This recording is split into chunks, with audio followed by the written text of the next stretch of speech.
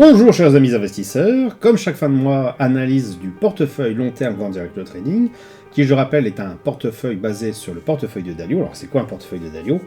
Eh bien donc c'est une répartition comme ce qui apparaît à l'écran, donc 30% du capital en actions, 55% du capital en obligations à peu près à part égale entre les obligations long terme et les court terme moyen terme, et le reste en matières premières, à moitié entre l'or et les matières premières, on va dire en dehors de l'or, les matières premières industrielles.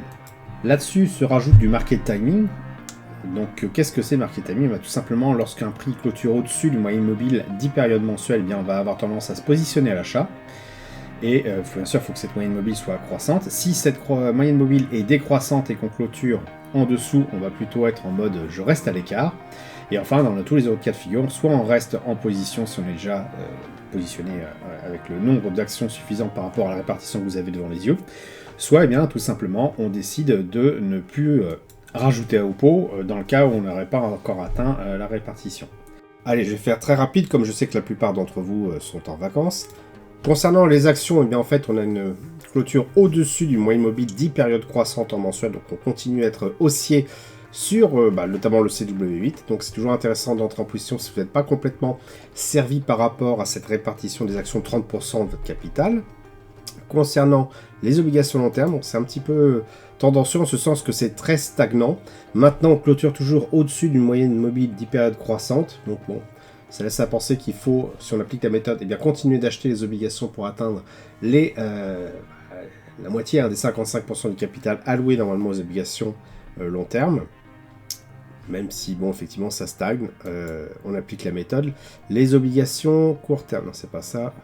Les obligations court terme se portent un peu mieux, hein, on clôture au-dessus de moyenne mobile 10 périodes croissantes, et là ça fait un petit moment que ça dure. Donc c'est toujours intéressant bien d'en avoir un peu. La moitié des 55% de capital alloué à ce portefeuille-là, selon la méthode, la stratégie du COLA. On peut être encore une fois d'accord ou pas avec des visions politiques ou de crash potentiel des obligations d'État. Quoi qu'il en soit, voilà, ça monte, donc on applique la méthode, on ne se prend pas plus la tête que ça. Concernant l'or, l'or surperforme, donc on continue de rajouter des pièces dans le jukebox dans la mesure où on n'a pas atteint les 7,5% du capital normalement alloué à cette part du portefeuille.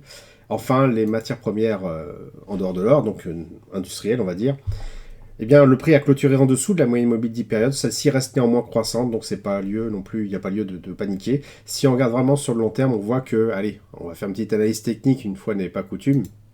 On voit qu'on a une latéralisation pratiquement depuis le printemps 2021 et qu'on ne bouge pas beaucoup plus. Donc si on se projette plutôt sur du trimestriel, parce que là on atteint carrément des niveaux très très long terme, on voit que c'est toujours bien orienté mais qu'on est dans une phase de stagnation. Quoi qu'il en soit, ça ne veut pas dire, si on se revient sur la partie mensuelle, qu'il faille tout revendre.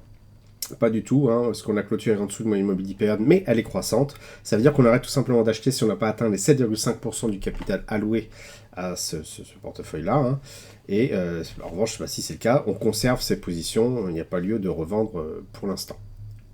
Voilà, j'espère que vous avez apprécié cette vidéo. Si c'est le cas, merci de laisser un pouce pour m'encourager à continuer. Abonnez-vous à la chaîne YouTube pour ne rater aucune nouvelle publication. Je vous dis merci et à bientôt sur le blog.